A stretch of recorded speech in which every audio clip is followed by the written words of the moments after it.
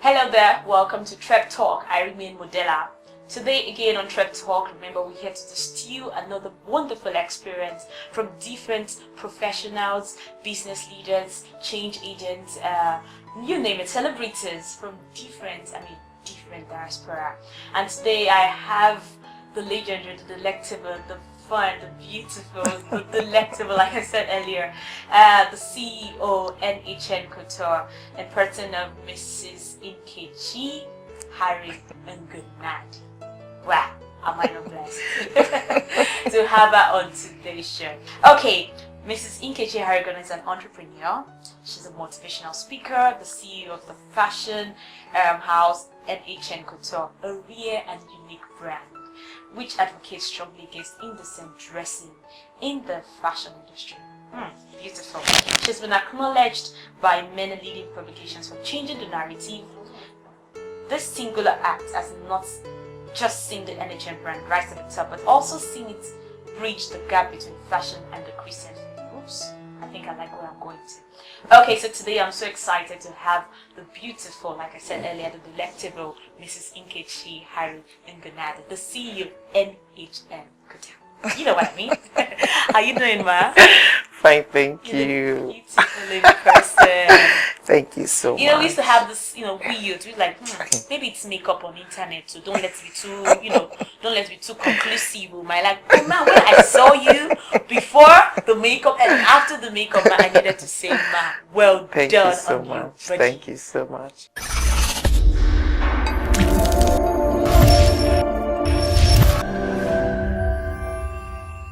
Except for all what I've read, let's get to meet you better. What else haven't I said about you? Basically, you said everything, but let me just introduce myself again. My name is NKECHI Harry Ngonadi, of CEO of NHN Couture, and I'm a wife, a mother, an entrepreneur, a motivational speaker, an encourager. NHN Couture is a brand, is a vision and a mission to bring decency back to church first and the society at large. So first is a ministry, then a clothing line. And NHN was birthed from a place of prayers. It's an instruction that was given to me from the Lord himself. And his purpose is just to gather up his daughters, teaching them that they could look good, look classy, look top-notch, and yet covered. So that's what NHN is about. Beautiful ladies, get in here. Let's time for business today. Okay, Malala, let's delve into your startup story as a fashion mogul. How did it all begin for you? Because going through your profile, I understand you read urban and regional planning. Yes, so I really need to know why fashion. Let's tell how it all began for you. Yes, for me, first of all, right from childhood, I've always loved fashion. I love dressing up. I love looking good. I just love to look good and then just being admired by people and receiving compliments. It's just me. And then, but along the line, I started off with architecture, but I changed along the line to urban and regional planning. And after then, I got married. I went for youth service, and then after youth service, I just got married. And then, while married, I was a full-time housewife. I'm married to a typical Igbo man that would rather just have his wife around him in the house. And then, so I did that for a long time. I'm blessed with two wonderful children. My daughter, who is 21, and my son, who is 11, will be turning 11 next month. And then, so for a long time, I was just fully hands-on at home, taking care of the kids and also playing a good housewife, But much later, I got very, very, very bored.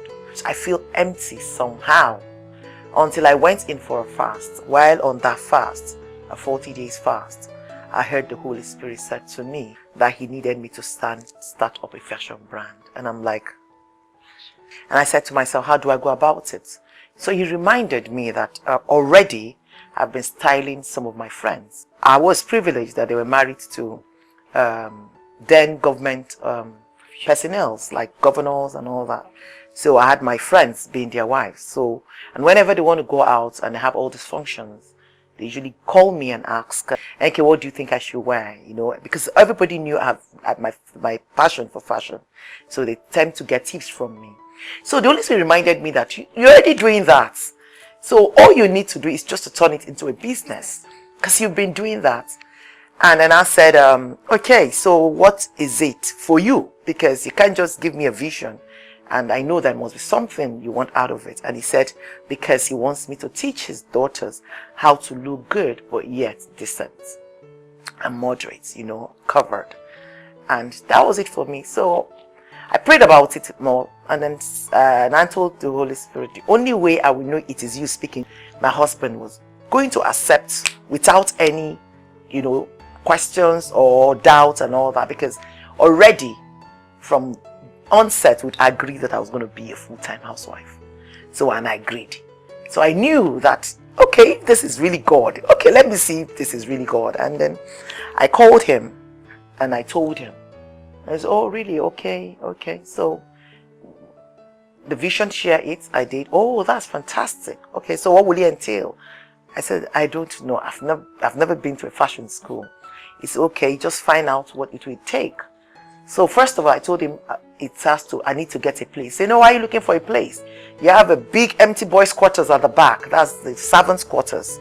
Why don't you just make use of it? Whoa. So that was it. And then we just started. It took me almost 6 to 7 months to plan and to prepare. I was making the outfits. I got the tailors. I got someone that helped me to get the tailors, sourced them all the way from, they're not Nigerians. So I brought them in. I was feeding them. I was paying them salary. And I got them to make things. So they were making clothes, and because I needed to fill this place up. So they were making clothes, and I was coming, everything was made to my size, because honestly, I need to check whether the fittings are right. So our first, ever, collections we had were all my size.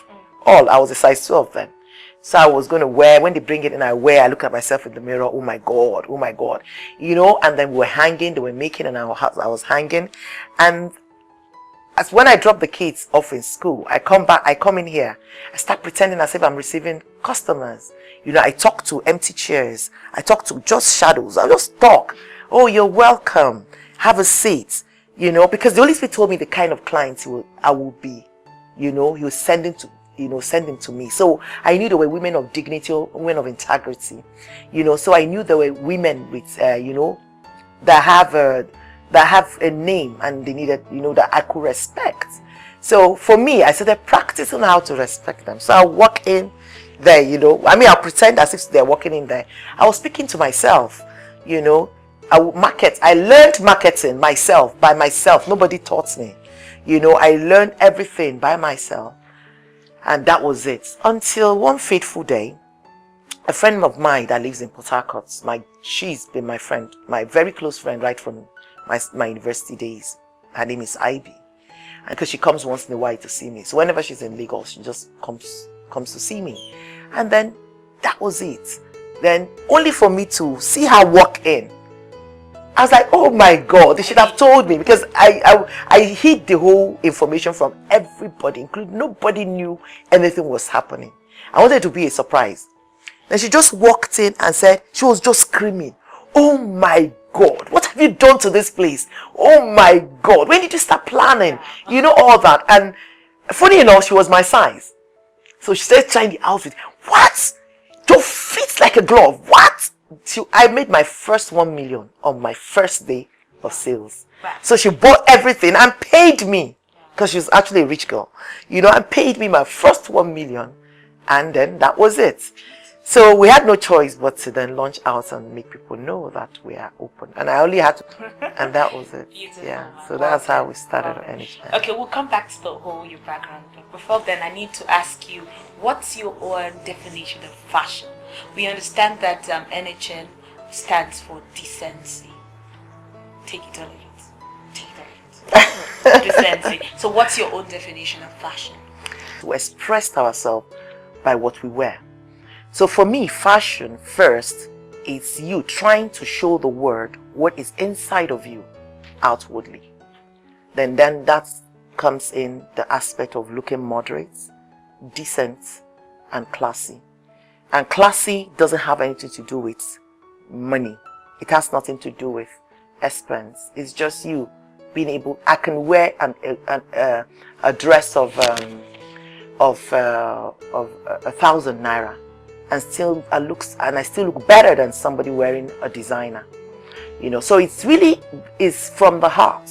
So, but the most important thing is you're showcasing what is inside of you to the world. For me, decency doesn't really mean you have to cover up to your neck and then wear all that cover. No, you could show a little bit of cleavage, but you know, that's my feminine side. So that is my definition of decency. I might not be accepted by a lot of religious people. Yes, but that is what I stand for. Thank you very much, ma'am. Thank you so much. Now, before we go on the break, I need to ask you, now, what's your favorite part of being a fashion mogul and an influencer, of course, because you're trying to bring decency into the whole game of fashion. So what's the favorite part? Oh, satisfaction. Putting a small smile across.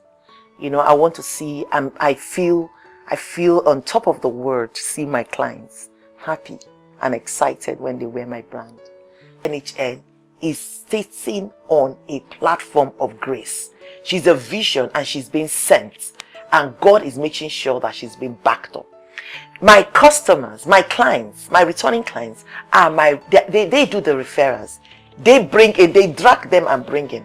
Even if she's bought one outfit, you think, but when she's talking, you would think she's bought the whole shop.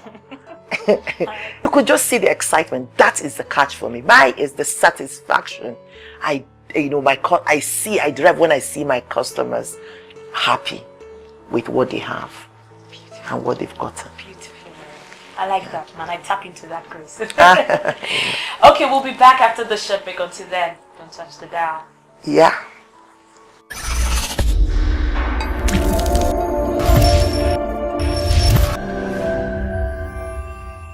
Welcome back. This is still Trep Talk. If you're just tuning in, well, you've not missed a lot.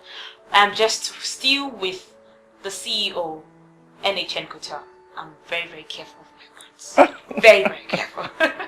Yes, I'm still with the delectable, permit me to call her vibrant and beautiful Mrs. NKECHI Harry Ngomadi. Thank you. Ma'am, so back to what we were saying before we went to the break. Fashion has really taken a lot of turning in the world today, if you agree with me, and hence the inception of NHN Couture to bring decency and also to church and the society. I think that's the vision and mission of NHN Couture. But how do you stay up to date with the current fashion? How don't you run out of ideas? How don't you run out of fashion sense? Yes, that's it. You know, like you said rightly, you know, the fashion is evolving daily, and it's getting crazy. And you know, there is no way for you to still be on point and also be running things. Since it's a vision, you have to also evolve along with them. And because of the trends that keeps coming. So my job, say as long as I'm preaching decency, is to also make, because my target is actually the young ones. You know, so my target is to also get them, because it's very easy. You could see them. Everybody want to be like, want to wear what Beyonce wore on her last concert. You're like, wow, did you see that? She was practically nude. And then you just see the whole Nigerians, especially, everybody going nude, you know, and all that. So they tend to, you know, to emulate what they see, even on social media. So when they see trends, they want to catch it. So my place, where I come in, is to also make them understand that we can also look that trendy, but just where we're going to be covered, but the same style. So where we also walk along with them, whatever they're doing, we do. You know, we look at this is what is in vogue. Okay, what do? I could just make it look decent so that they will know that you can still look that hot, but you're covered. And I want to use our foreign countries as an example. Like I said earlier, when you bring the likes of the Rihannas, Beyoncé's and all that, and today, or Oprah Winfrey, and I clothe them, they just say, today they just give me the job, NHN style them. And believe you, all the youths would dress that distance for a long time, except if Beyonce herself or Rihanna decide to go north. But as long as I they're trying to look decent because they are influencers. And a lot of all these youths are looking up to them. So fashion, some of them follow them for their fashion senses, just like the Kardashians. You know, a lot of people watch that program because of their lifestyle. Because fashion is also about lifestyle. You know, so it has a very huge influential impact, especially on the youth. Fashion, yes, have a very huge influence on the youth. So it's high time I see fashion designers, because to be honest with you, I don't see a youth trying to look very trashy or very indecent when they don't have indecent outfits out there. So who makes them? Fashion is a way of life. Like what you were trying to say, fashion is creativity. The youths out there want to be creative. They just want to be creative. And then whatever, you know, for them, whatever they do with their clothing or whatever they're wearing, it's what they believe is their creativity. You see them owning the credits. I did this myself. I did this myself. So, but imagine if you not have them, you know, trying to be creative in a positive way, the influence they will make among their peers and all that. So, for me, yeah, fashion designing has a huge impact on influencing the youth. Nice, man. Interesting. Thank you so much, man. Okay, we'll take a quick break again, and when we come back, we'll have to ask NHN Couture CEO the influence they've actually made on youths as a whole. Don't touch it, I will be back.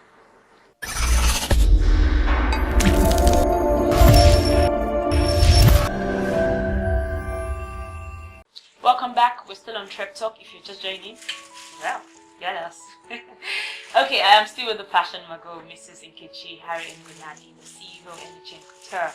Okay, ma'am. So I need to ask, what has been the contribution of NHN Couture to fashion industries and to youths, please?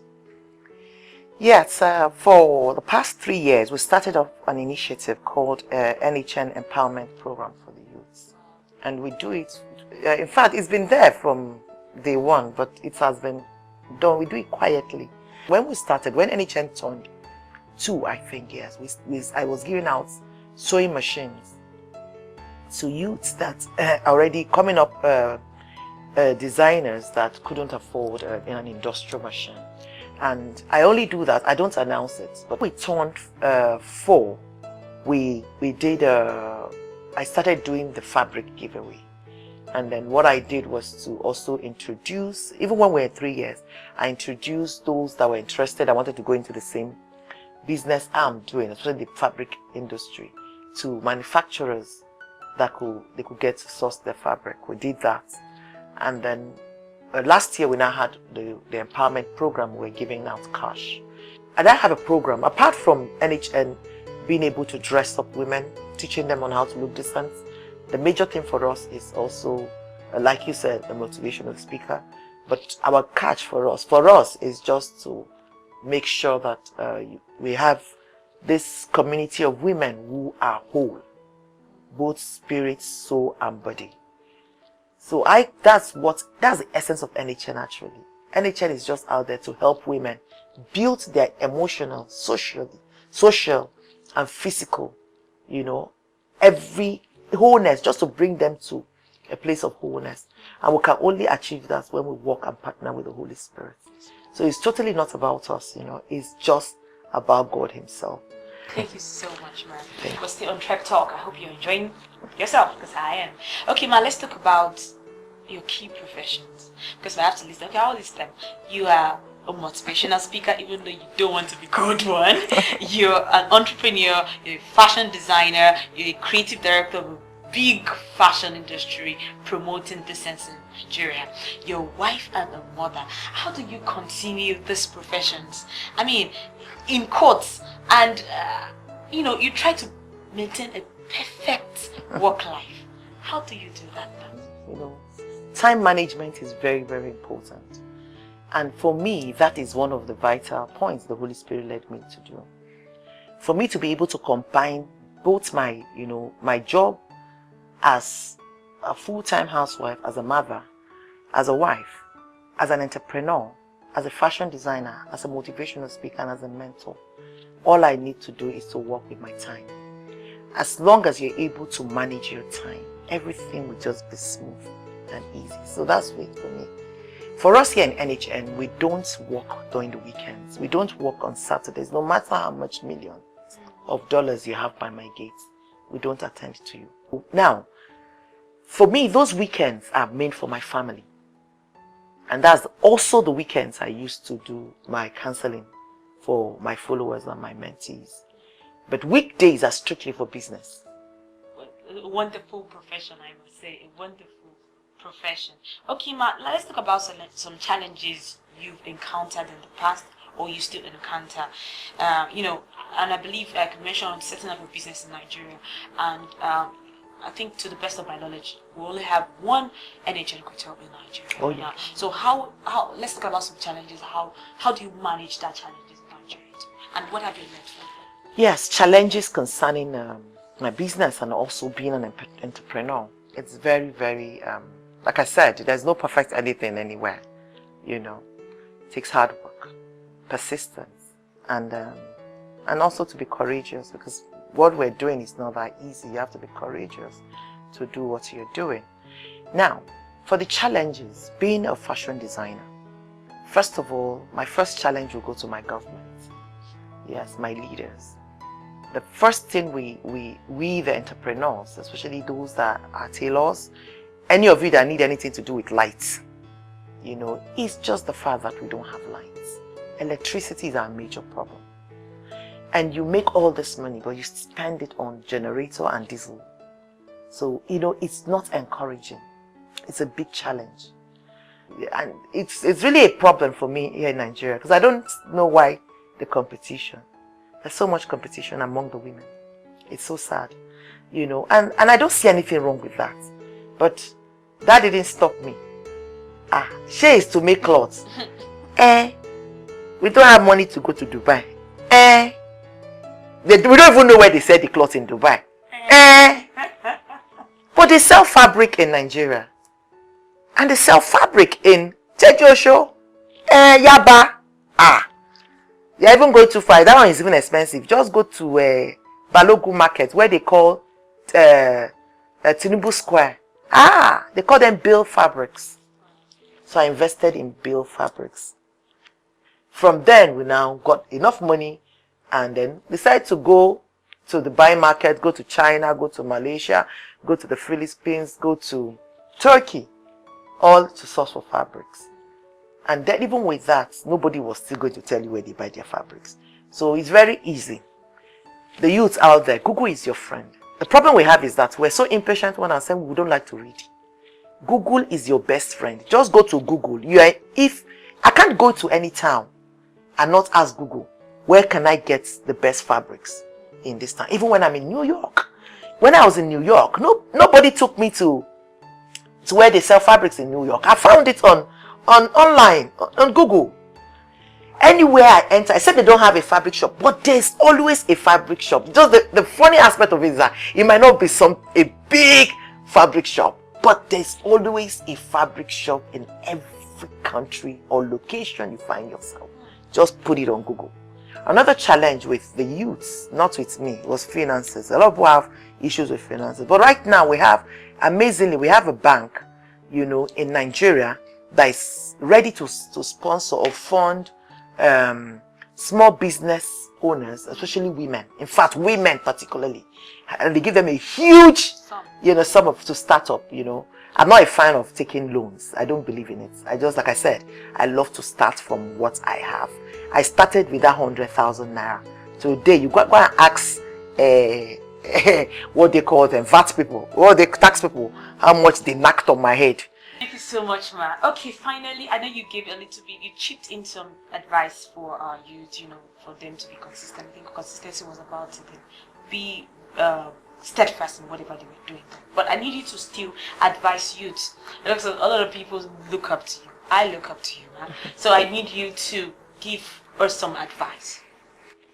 Everybody in life has their journey. Nobody's journey is the same.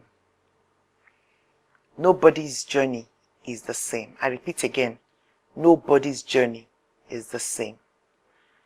We always say this old proverbs that says all fingers are not equal. Right? So it is very, very important if you stick to your journey and stop comparing yourself or your business with any other person. Put as much effort as you can, as long as you're giving out good content, as long as you're giving out excellent job, you will definitely get buyers and you will get referrals. So it's very important that whatever you're putting out there is excellent. There is no way excellent will not speak for you. Another thing is, I would like the youth to know is, there is no crime in starting small.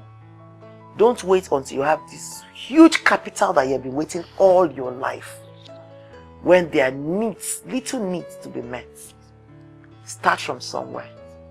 When you start from that little thing you have, that might not be your end. Do you get it? So that's it. Consistency, and then start small, and also have in mind, no fingers are equal. Even as you start small, you see that the other one is speeding. Until you hear their story, don't go and be looking at social media and like, is it not this same cloth you are selling? She has bought a house. Leave that matter for Matthias. Go and concentrate on your own and stop looking at people, and because that also sets them back, because majority of them are trying to compare themselves with the next person next door, and which of course what it does is to bring depression and also discourage you, and you don't have the attitudes towards work to give a perfect output. Thank you, Mommy. Thank you so much, Mommy. I was really, really, really stumped by all you said today on this show. I really enjoyed every bit of our conversation. Thank you so much, Mommy. I learned a lot from Mrs. NKECHI Harry Ngonadi. I like the fact that she said she didn't let life struggle define her. I don't know, maybe you remember that. Yes. She said, and another thing I learned from her, she doesn't judge people. That was beautiful. That was beautiful. Yeah. Now, to we entrepreneurs out there, to we youths out there, I hope you're able to get one or two things from what you said. You said be consistent. You don't have to have a huge capital to start a business. You can start small. And of course, you just have to be steadfast in whatever you're doing. I think that should be a take-home word for us today. Thank you so much, everybody, for staying tuned on Treptalk today. Now, for those of you who are yet to subscribe, don't forget to subscribe to our YouTube channel at TrepAfrica on Instagram. Follow us at TrepAfrica on Facebook at TrepAfrica. I remain Modella on Twitter. See you next time. Please be consistent and start soon. Okay, I'll see you. Bye. Thank you.